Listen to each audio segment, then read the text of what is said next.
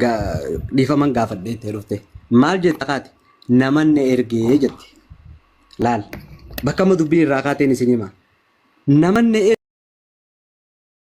ergee dhiifama naa godhaa hin jiru namni isii ergee hin jiru okay abdii fi dabbaal ol baaniiti haya nama si ergeessan nuufiti jeen abdiilleen yoo akkas ta'e malee dhiifama si hin goonuu jeen waan dogoggoruu baadhe dabbaalillee maal jeen yoo ati nama akkasiin jee fiduu baatte sin dhiifnuu jeen laal yoo ati nama gartee dhiifama si gaafate ummata nama arrabsi jee arargee fi gartee arsii arrabsi jee nama si erge yoo si hin finne ati nuti sin dhiifnuu jeen dabbaalis achirratti ijoollee gadi baaftee jechuudha wanni itti walitti bu'ames kana namni micciyootan erga hin jiru miyyoon tun nama waliin fixuu deemtiidha amma namni hundi kaasayaa jiru laal jara keenya wanni isin hubachuu qabdan aan amma akka kiyyatti aan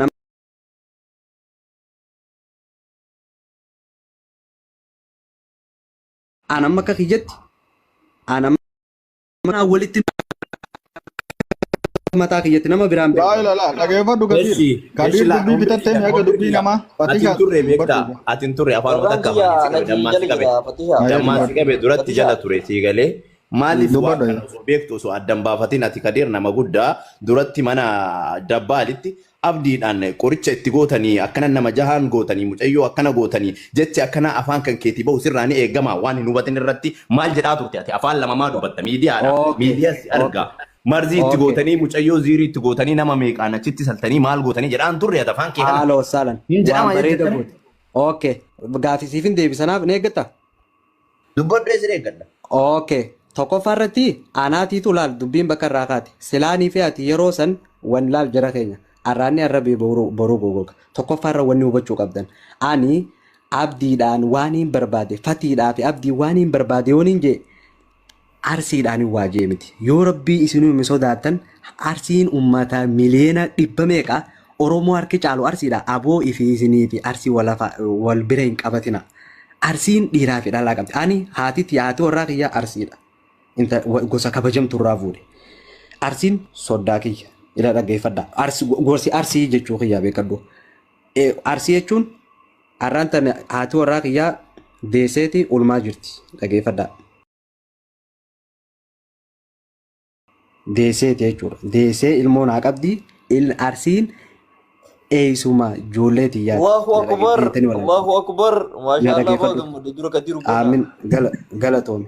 Dhaggeeffadhaa. Kanaafuu gaafa ani waa jedhu anaafi fatuu shayii fi abdiin micattii qoricha nyaachisanii miti hin godhanillee yoo jedhe nama biraatu.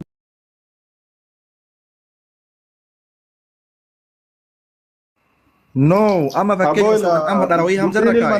Nani martuun dubbata kaa.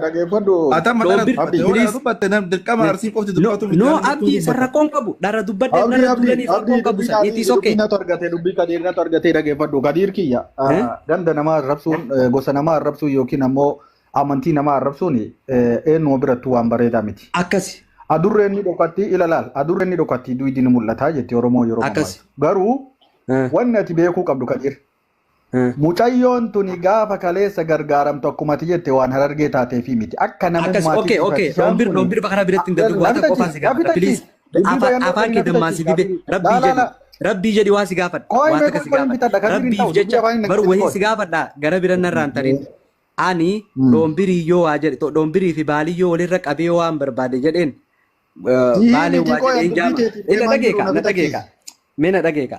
Baalee waa jedhee jaama yoosii fi abaaliyyoo walirratti qabee ani karaa gabatee. Ani sanitti deemaan jiru na dhagayyaan bar. Ila takkitti tana naa deebise kaa baruun barbaade naa deebise. La namaa waa jette malee akkasii miti. No dhombir kiyya dhageekaasa na dhageeka. Sii fi baaliyyoo naafeeti yoo warra ganne isin yoo na ragatta yoo ka'ani ka'ee yoo isin sii fi baaliyyoo kan walirra qabee tun ijoolleen takkasiiti. Ijoolleen tun baalagee akkanaati. Kun waan akkanaa godha yoo jedhe. Ani siifi ganda kee wanni oliif fidu ni jira takkitti sanaa deemsa. Namni dhugaa beeku wanni ganda garte sun mamnu'a. Akkas kanumaan garuu barbaade kalaas itti fufi dubbii. Hayyee galatu waan gandaati miti abdiin haayegi. Hayyee ganda arrabsee jedhamu jara. Hayyee gaafii isaa sii deebisu. Dubbii mucayyoo tanaattu adurreen ni dhokatti duwidi ni mul'atan an jedhe.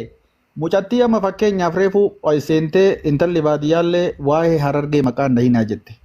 Amma illee atillee waa'ee harargee uummataa maqaan dhahina jette. Fakkeenyaaf siin jedha obboleessa kiyya. Ayyee. Kaleessa mucayyoo tana gaafa fidu Fatishaan fa'allee Abdiin fa'allee akka namummaatti gaafa gargaartu waan harargee taateefi miti. Rakkataan Arsii keessallee kutaa mara keessa baay'ee jira. Rabbi wali fide sababuma sanii wal gargaaranii achii walii gahan. Garuu dubbiin eessatti bade beeytaaf Kadir dubbiin ila dhugaan Rabbii mul'ataadha. Dubbiin gaafuma mucattii gadi baasanii waa himachiisanii jedhan akka gaddummaatitti deebi'anii mucattii san fudhachuu eegalalla. Maal viidiyoodhaan lafa jira wanni martuu akkuma agartee san. Mucattii tana osoo namni waa hin godhin gaafa ijoolleen tun gargaartu osoo nam tokkocha akka gandaa hin dubbatin as deebi'anii mucattii gaafa fuudhuuf jedhan akka nama namni gandummaadhaan miidhee badii mucayyoo sanirra dalagee fitnaa godheetitti ummata keessan birrii teessan funyaan irratti isin darbina jedhanii gargaarsi jazaan sun marti dhaabbatee gandatti deebisan dubbii.